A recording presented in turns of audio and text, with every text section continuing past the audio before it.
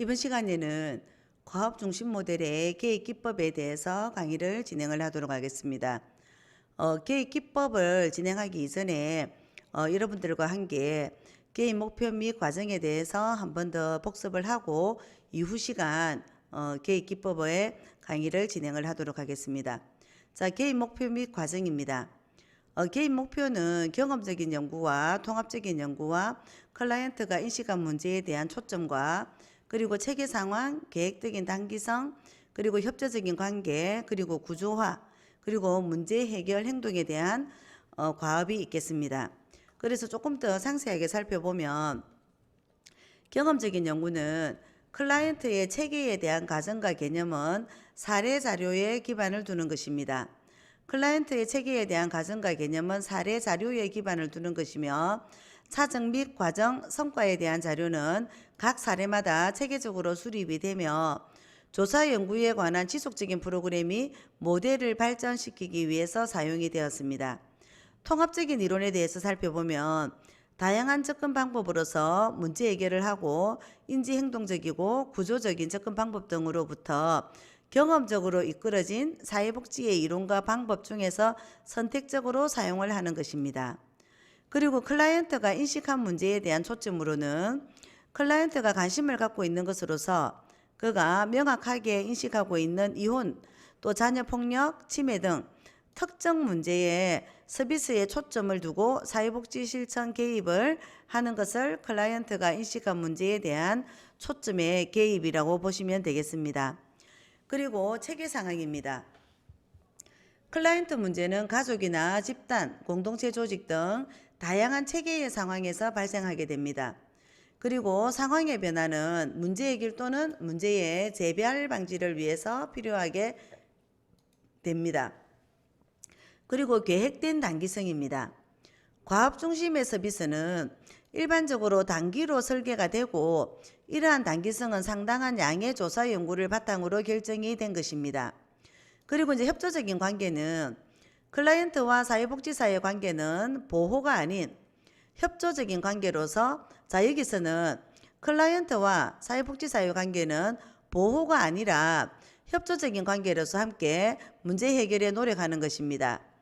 그리고 구조화된 접근은 시작할 때부터 그리고 표적 문제를 규정할 때도 그리고 계약할 때도 실행할 때도 종결 단계를 포함해서 연속적으로 활동하는 것을 구조화된 접근이라고 하여야 되겠습니다. 문제 해결 행동 과업으로서는 개입 회기의 1차적인 기능은 클라이언트가 그의 문제를 해결할 수 있도록 동기화시키는 데 있으며 사회복지사의 과업은 클라이언트의 환경적인 변화에 영향을 미치는 수단을 제공하도록 하는 것입니다. 잠시 지우도록 하겠습니다.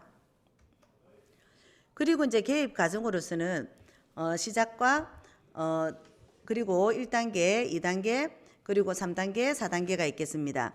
그래서 제가 클라이언트에 대해서 한번 잠시 저희가 살펴보면 클라이언트가 다른 기관으로부터 의뢰가 된 클라이언트를 비자발적인 클라이언트라고 이야기를 합니다. 그리고 본인이 스스로 상담을 의뢰한 것은 자발적인 클라이언트라고 얘기를 하면 되겠습니다. 그래서 자발적인 클라이언트는 클라이언트가 스스로 원해서 사회복지기관을 찾아온 경우에는 다음 단계인 문제 규명 단계로 바로 넘어가면 되겠습니다. 그런데 비자발적인 클라이언트의 경우에는 네 가지를 탐색을 해야 됩니다. 탐색을 해야 되는 경우는 담임 선생님이나 어떤 기관의 어떤 임원분들이 그런 것에 대해서 클라이언트를 의뢰를 하였다면 첫 번째는 의뢰기관에서 제시하는 클라이언트의 문제가 무엇인지 그리고 클라이언트가 생각하는 자신의 문제가 같이 일치하는지 그리고 의뢰기관에서 제시하는 개입의 목표가 무엇인지 그리고 클라이언트가 원하는 개입의 목표가 일치하는지 여부를 탐색하는 것이 중요하겠습니다. 그래서 시작 단계에서는 저희가 클라이언트가 다른 기관으로부터 의뢰된 건지 아니면 자발적으로 지원한 것인지를 확인하는 것이 중요하겠습니다. 그래서 이제 1단계로 문제 규명 단계로 넘어가겠습니다. 자, 표적 문제는 우리가 과업 중심 모델에서 표적 문제란 클라이언트가 자신의 문제를 인식하고 이를 해결하기를 원하면서 사회복지사도 전문적인 판단에 의해서 인정한 문제입니다. 과업 중심 모델에서는 개입에 초점이 되는 표적 문제를 구체적으로 설정해야 됩니다. 그래서 표적 문제 설정 시 유의점은 클라이언트의 견해를 최대한 반영하여서 표적 문제를 설정해야 합니다. 그리고 클라이언트와 사회복지사 간의 견해의 차이가 있다면 클라이언트의 관심과 사회복지사의 전문적인 판단이 최대한 반영할 수 있도록 해야 하고 표적 문제는 구체적으로 설정해야 됩니다. 그리고 표적 문제는 우선순위를 고려하여서 3개까지 정합니다. 그래서 어떻게 했습니까? 1단계는 문제 규명 단계로 클라이언트가 규정하는 문제, 두 번째는 표적 문제의 구체적인 설정, 그리고 클라이언트의 우선순위 3개까지를 설정하는 것이 중요하고 신속한 초기 예비 사정이 필요하겠습니다. 그리고 문제 규명 단계에서의 사회복지사의 활동으로서는 클라이언트가 규정한 문제를 확인해야 되고, 그리고 클라이언트가 규정한 문제 중에서 개입에 초점이 되는 표적 문제를 우선순위로 고려하여서 3개까지 또 확인하셔야 됩니다. 그리고 의뢰기관에서 위임한 문제의 우선순위도 파악하는 것이 중요합니다. 자, 그리고 제2단계로서는 계약 단계입니다. 우리가 계약이라고 하는 것을 개념을 한번 살펴보면 사회복지 실전에서 계약이란 문제 해결 방향에 대한 클라이언트와 사회복지사의 공식적인 동의를 의미를 합니다. 주로 계약은 종이로 작성을 하는 서면 계약, 그리고 말로 하는 구두 계약 등으로도 이루어지고, 또 요즘은 카카오톡이나 SNS가 활발하게 이루어지고 있기 때문에 또 SNS 전송 또 계약도 있다고 생각을 하시면 되겠습니다. 그래서 2단계의 계약으로서는 계약에 포함될 요소로는 표적 문제로서 우선순위가 3개까지입니다. 그리고 클라이언트의 특정 목표, 사회복지사가 동의한 것일 때 클라이언트의 특정 목표입니다. 그리고 클라이언트가 목표가 있다면 이루어내야 되는 일반적인 과업이 클라이언트의 목표와 과업은 같을 수밖에 없다라고 제가 앞 시간에 강의를 하였습니다. 그리고 사회복지사의 일반적인 과업, 그리고 개입 과정의 지속기간, 시간이 제한이 되겠습니다. 그리고 인터뷰 일정이나 개입 일정이나 관련 당사자나 장소 등이 계약의 요건에 구성이 되어야 하겠습니다. 그리고 3단계로서는 실행 단계입니다. 표적 문제에 있어서 집중적으로 사정한다. 자, 그래서 사정한다는 것은 문제 해결을 위한 대안에 대한 모색이 되고, 과제 개발이나 과제 수행이나 과제 수행 정도를 점검을 하고, 과제 수행 시 장애 요인을 발견하거나 제거하는 것도 사정에 들어가게 되겠습니다. 그래서 사정은 표적 문제와 사회적인 맥락, 클라이언트의 장점을 포함한 인지나 정서적인 상황에 대해서 포괄적으로 사정을 합니다. 예를 들면 학교나 직장, 재정 상태, 사회 경제적인 지위, 또래 집단 등입니다. 그리고 문제 해결을 위한 대안들을 사정합니다. 그리고 문제 해결을 위한 과제를 개발하고 수행하며 과제 수행 정도를 점검합니다. 그리고 사회복지사는 회기마다 과제 수행을 확인하고 문제의 상태와 변화를 점검하며 표나 차트, 그래프 등을 사용하여서 과제 수행 과정을 모니터링합니다. 그리고 과제 수행의 장애 요인을 예상해보고 이를 제거하며 장애 요인의 이해나 클라이언트의 기술 부족, 그리고 타인과의 협력과 지지에 대한 부족, 자원 부족에 대한 장애 요인의 예를 말씀을 드렸습니다. 그래서 다시 파워포인트를 보시면 3단계 실행 단계에서는 점검과 대안 수립, 그리고 과업을 개발하고 과업 수행의 지원, 실행 단계, 표적 문제의 정의 및 확정 3개까지 가능하다고 하였습니다. 문제의 재규정 및 명명, 다른 사람이나 기관의 지지적이고 협력적인 행동에 대한 교섭, 그리고 의사결정, 목표 확인을 하고 수행해야 할 활동 유형을 선택을 하고 상세 개입 전략의 설정 등이 필요하겠습니다. 그리고 이제 4단계로서는 종결이 되겠습니다. 종결 단계는 개입 과정을 통해서 성취한 것에 대해서 점검하고 필요시 개입을 연장하거나 사후 지도합니다. 그리고 사회복지사는 자신의 개입 활동에 평가합니다. 이때 기술평가 척도가 유용합니다. 자, 사회복지사가 자신의 개입 활동에 평가하는 것은 기술평가 척도가 유용합니다. 그리고 기술평가 척도는 사회복지사가 개입의 초기부터 종결까지 적용하거나 적용해야 할 기술에 대해서 평가함으로써 이후 개입에서 보완해야 할 기술을 알려줍니다. 자, 그래서 종결에 대해서 알아보면 종료와 치료 연장, 만약 클라이언트가 승인했을 경우입니다. 그리고 성취에 대한 점검, 이것은 관련 법규나 법원의 명령이나 공식적인 기관의 요청이 존재하는 경우이며 모니터링 또한 법률이나 법원 명령이나 공식적인 기관의 요구가 있을 때 필요한 단계입니다. 자, 이제는 개입 과정입니다. 단계에서는 개입의 목표와 방법을 수립을 하고 목표와 방법은 클라이언트에게 유익하여야 하며 사회복지사는 클라이언트에게 우선적으로 이익을 제공하여야 합니다. 개입 과정에서는 사회복지사가 환경에 개입을 할 것인지, 그러면 환경에 개입을 하는 것은 무엇이라고 했습니까? 혹시 생각이 나시나요? 개입을 하는 것은 저희가 앞 시간에 간접적인 개입 기법에 들어가겠습니다. 그리고 개별적인 개입을 할 것인지 직접적인 기법이 되겠죠. 아니면 통합적으로 개입할 것인지에 따라서 방법을 선택하여야 합니다. 그리고 종결 단계는 클라이언트의 문제가 해결이 되거나 개선이 되어서 개인의 기능이 회복이 되었으면 마무리를 짓습니다. 그리고 개입 목표가 어느 정도 달성되었다고 클라이언트와 사회복지사가 동의를 하면 개입이 종결이 되며 이별에 대한 감정과 사회복지사와 형성된 관계 및 감정을 다루어 주고 정리를 하여서 분리에 대한 충격을 최소화해야 합니다.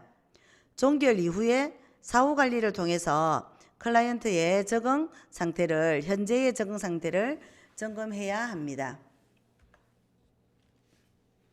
자, 이제는 이번 시간에 하는 개입 기법에 대해서 말씀을 드리겠습니다. 개입 기법으로는 간접적인 행동 기법으로서 먼저 알아보도록 하겠습니다.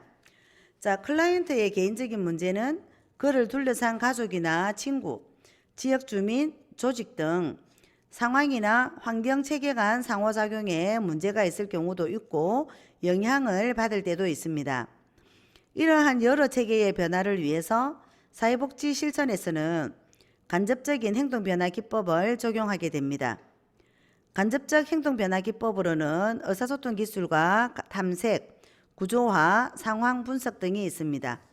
자, 그래서 의사소통 기술에 대해서 한번 알아보도록 하겠습니다. 의사소통 기술은 과업 중심 접근은 단기 계약 기간 동안에 클라이언트가 선택한 명확한 목표를 성취할 수 있도록 원조하는 서비스입니다. 따라서 클라이언트가 무엇을 추구하고 바라고 있는가를 클라이언트와 함께 언어화하는 것이 이 모델에서 가장 중요합니다. 즉, 과업에 대한 클라이언트의 노력은 과업 중심 모델에서 결정적인 증거로 나는 그것을 성취하기를 원한다라고 클라이언트가 말할 수 있어야 합니다. 그래서 클라이언트가 무엇을 추구하고 바라고 있는가를 그와 함께 언어화하는 것이 가장 중요합니다. 의사소통 기술, 클라이언트가 말할 수 있도록 하는 것입니다. 탐색입니다. 탐색은 모든 대인관계 치료 모델에서 사용하는 기본 기법으로서 클라이언트로부터 자료 및 정보를 이끌어내려는 사회복지사의 노력을 말합니다. 탐색은 두 가지의 목적을 가지는데 클라이언트에 관한 정보를 얻어내는 것과 그리고 의사소통 내용을 문제와 관련을 시켜서 초점화시키는 것입니다. 과업 중심 모델에서는 탐색 과정을 통해서 클라이언트의 문제를 이끌어내고 이를 명료화하여서 과업의 방향과 가능성을 검토하게 하는 것입니다. 클라이언트의 과업 수행에 관련하여서 수집이 된 정보는 이후 모든 범주에서 사회복지사의 작업에 대한 기초 정보가 되겠습니다. 그래서 탐색에는 클라이언트의 문제를 이끌어내고 명료화하는 것이 중요하다. 그죠? 그래서 명료화하며 과업의 방향과 가능성을 검토하는 시간을 탐색이라고 하였습니다. 그리고 구조화 시간입니다. 구조화는 클라이언트와의 상호작용 구조와 방향에 대한 사회복지사의 의사소통으로 구성이 됩니다. 구조화의 첫째 단계는 개입 과정의 목적이나 개입의 조직화와 관련된 문제, 그리고 과업, 그리고 시간에 대한 제한, 그리고 과업과 관련 있는 내용에 대한 명확한 의사소통 반응에 대해서 클라이언트에게 다시 들려주는 작업으로서 시작이 됩니다. 둘째 단계로는 클라이언트를 위한 특별 개입 계획을 구체화하는 사회복지사의 노력으로 구성이 됩니다. 책은 111페이지 중간에 있습니다. 셋째 단계로는 위 두 단계가 제대로 수행이 되었다면 사회복지사가 클라이언트의 의사소통에 대한 명확한 지침 제공 등과 같이 조직적인 과업을 구조화하는 작업으로 구성이 되겠습니다. 자, 그러면 상황 분석에 대해서 알아보도록 하겠습니다. 문제의 상황은 문제를 유지시키는 원인이며, 즉 문제 해결의 장애물과 문제를 다룰 때 동원될 수 있는 자원으로 구성이 됩니다. 상황에 대한 요인은 가족이나 집단이나 공동체 그리고 조직 등이 포함된 다차원적인 틀 속에서 이루어지며 표적 문제와 관련을 하여서 검토가 됩니다. 상황 분석에서 사회복지사는 클라이언트로 하여금 자원을 찾아내고 활용할 뿐 아니라 장애물을 확인하여서 해결하도록 돕습니다. 과업을 검토하는 동안 사회복지사는 과업 성취의 방해물을 확인을 하고 클라이언트의 생활상에서 나타나는 문제의 변화를 확인하는 것입니다. 방해물은 향상을 차단을 하고 자원은 향상을 촉진시키기 때문입니다. 보통 자원이라 함은 클라이언트의 개인의 능력과 힘이나 가족 내의 충성과 애정의 유대나 또 외부 체계에서 제공하는 유형, 무형의 지지 등에서 찾아볼 수가 있겠습니다. 사회복지사는 또한 클라이언트의 왜곡된 지각이나 비현실적인 기대를 수정하도록 돕고 역기능적인 상호작용이나 행동 유형을 지적을 합니다. 외부 체계와 관련된 아동과 학교 직원 간의 상호작용 혹은 고집스러운 사회복지과 관료의 처사 등 방해물을 명확히 하거나 체계 내에서 자원을 찾을 수도 있습니다. 과업 중심 모델의 근본적인 목적은 비교적 단순하고 직접적인 과업을 통해서 표적 문제를 완화하는 데 있고 상황 변화는 우연히 부수적으로 얻어지는 것입니다. 그러므로 사회복지사는 상황 분석이 더 효과적인 대안으로 판명되는 경우에 구조적인 역기능과 정신병리 등이 클라이언트에게 장애가 된다고 판단할 때에만 상황 변화나 구조 수정을 위한 과업을 수행을 하게 됩니다. 자, 그러면 조금 전에 저희가 알아보았던 것은 간접적인 행동변화 기법이었다면 지금 시간은 직접적으로 행동변화 기법에 대해서 알아보도록 하겠습니다. 자, 직접적인 행동변화 기법은 클라이언트가 문제가 그를 둘러싼 여러 상황이나 환경체계 간에 상호작용에 문제가 있을 경우에는 탐색이나 구조화, 상황 분석 등 간접적인 행동변화 기법이 적용이 되지만 그의 문제가 개인의 문제로 국한될 경우에는 인식에 대한 정진이나 경력, 지시 등 직접적인 기법이 활용이 됩니다. 이러한 직접적인 기법은 클라이언트의 인지나 태도, 감정, 행동 수준에 상당한 영향을 주게 됩니다. 그래서 인식정진이라는 것을 한번 알아보도록 하겠습니다. 인식정진이라는 단어는 과업 중심 모델의 인식정진은 개입 과정에서의 해석이나 명료화, 직면, 반성 등과 같은 수준의 기법에 해당이 됩니다. 그래서 그러면 해석이나 명료화, 직면, 반성 등은 여러분들이 어느 파트에서 배우셨는지 한번 생각해 보실 것 같습니다. 자, 과업 중심 모델의 개입 목적은 크게 다른 사람과 클라이언트의 상황에 대한 인식 정진과 클라이언트의 자신의 행동이나 다른 사람과의 상호작용의 성질 및 역동에 대한 인식 정진이 있겠습니다. 정진에 있어서 조금 전에 계획 과정에서의 해석에 대해서 해석을 사전적인 의미로 풀어본다면 문장이나 사물 따위로 표현된 내용을 이해하고 설명하는 것이다. 그리고 명료화에 대해서 우리가 사전적인 의미를 살펴본다면 내담자의 진술이 함축하는 의미나 내용을 파악을 하고 내담자가 자신의 진술을 더 잘 이해할 수 있도록 하는 상당 기법입니다. 그러면 또 직면에 대해서 한번 설명을 해드리도록 하겠습니다. 자, 직면이란 내담자의 행동이나 사고, 감정에 있는 불일치나 모순을 깨닫도록 하는 것인데, 직면은 맞닥뜨림 또는 대결이라고 부르기도 하는데, 이 직면은 내담자의 게임이나 만성 부정 감정이나 생활 자세나 그리고 각본의 문제점을 지적을 하여서 내담자가 이를 각성하는 데 도움을 줄 수 있습니다. 질문이나 논쟁 또는 토의 중에 내담자의 모순적인, 특히 현실적인 책임과 관련된 모순성이 보이면 이에 대해 상담자는 내담자에게 이를 직면시킬 수가 있습니다. 그리고 직면은 피드백의 일종으로서 정도가 좀 더 강한 피드백이라도 할 수 있으며, 이는 내담자의 말이나 행동이 일치하지 않거나 모순점이 있을 때 그것을 지적해 주는 기법입니다. 일반적으로 직면은 첫째, 이전과 한 말과 지금 하는 말이 불일치할 때, 둘째, 말과 행동이 불일치할 때, 셋째, 내담자가 스스로에 대해서 인식하는 것과 다른 사람이 인식하는 것이 불일치할 때, 그리고 넷째, 내담자의 말과 정서적인 반응이 일치할 때, 다섯째, 내담자의 말 내용과 상담자가 그에 대해서 느끼는 느낌이 다를 때 시행하는 것입니다. 직면을 우리가 한다고 봤을 때 유의할 점은, 첫째는 평가나 판단을 하지 말고 사실을 있는 그대로 진술하고 보고하도록 해야 합니다. 그리고 변화를 강요를 해서는 안 됩니다. 그리고 시기적으로 적절한 때에 기법을 적용을 해야 합니다.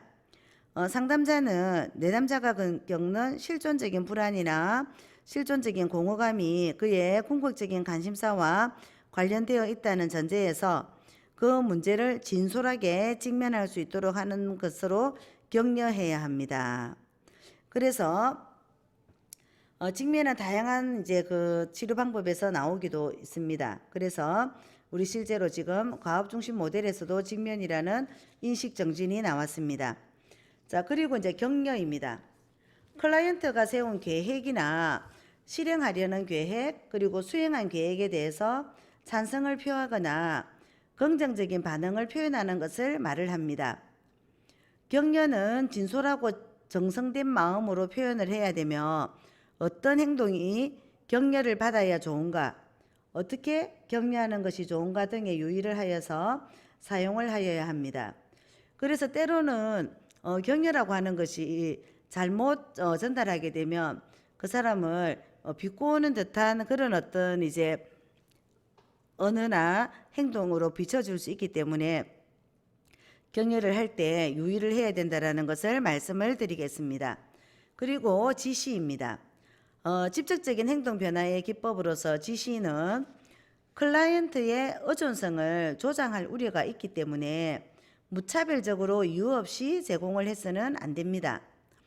과업이 설정이 되면 지시는 클라이언트의 목표 성취를 돕는 수단으로 제공이 되어야 합니다. 지시는 장기 치료보다 단기 치료에서 더 많이 사용이 되며 오직 클라이언트의 과업의 진보를 촉진할 사용으로 목적으로 사용이 됩니다. 그래서 에는 과업 중심 모델에 대해서 전반적으로 알아보았습니다.